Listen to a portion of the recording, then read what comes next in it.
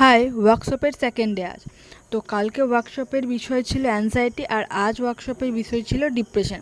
তো আমাদের কলেজের স্যাররা প্রথমে ডিপ্রেশন নিয়ে আমাদেরকে অনেক কিছু বলল, তারপর যাদবপুর ইউনিভার্সিটির স্যার ম্যামরাও আমাদেরকে ডিপ্রেশন নিয়ে অনেক কিছু বোঝালো।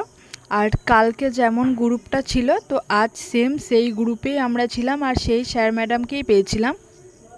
কালকেও খুব ভালো লেগেছিলো আর আজও খুব ভালো লেগেছে। তারপর সেই ডিপ্রেশন থেকে আমরা কিভাবে বেরোবো, ডিপ্রেশনে থাকার সময় কার কেমন ফিলিং হয়, সব কিছুই বলা হয়েছিল স্যার ম্যাডাম দিকে। তো সব কিছুর সমাধান স্যার ম্যাডামরা আমাদেরকে করে দিয়েছিল। তো আমরা প্রচণ্ড খুশি হয়েছিলাম।